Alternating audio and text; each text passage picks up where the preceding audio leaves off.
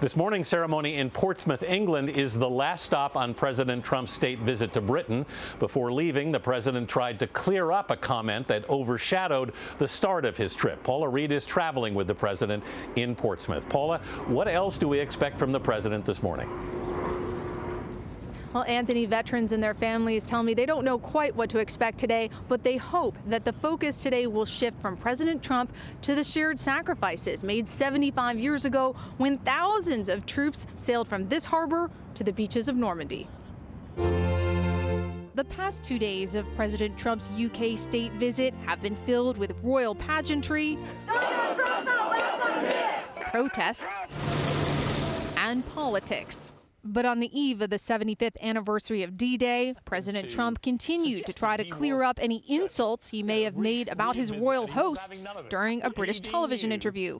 Do you think Meghan Markle's nasty or not? No, you know, the question was asked to me, and I didn't know that she said anything bad about me. It sounds like she did, and that's okay. I mean, hey, join the crowd, right? The president was referring to his description of the Duchess of Sussex after he was told Markle had called him misogynistic during an interview with The Sun. She said she'd move to Canada if you got elected. There are a lot of people moving here, so what can I say? No, I didn't know that she was nasty. I wasn't referring to her, she's nasty. I said she was nasty about me.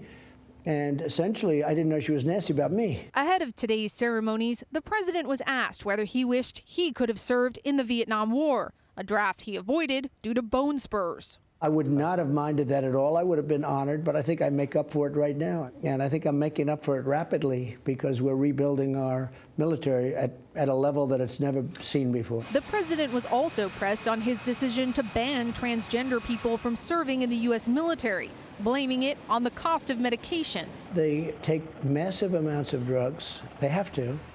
And also, and you're not allowed to take drugs. You know, in the military, you're not allowed to take any drugs. But the cost of the medication is minuscule compared to the overall budget, right? You accept that. The US military spends a lot more money, for example, on giving Viagra to service men and women, or service men, I didn't know they did, than it does. That answer the president just gave directly contradicts what the Department of Defense said back in 2016 when it first announced that transgender people could serve openly in the military. At the time, it cited a study that had been commissioned that found little or no impact on unit cohesion, operational effectiveness, or readiness. It also found the cost of gender transition-related healthcare costs were relatively low. Anthony? Paula Reid in Portsmouth, England. Thank you, Paula. CBS News will bring you full coverage of tomorrow morning's ceremony here in Normandy, recognizing the 75th anniversary of D-Day. Our special report will begin around 5 a.m. Eastern Time, 4 Central, here on CBS.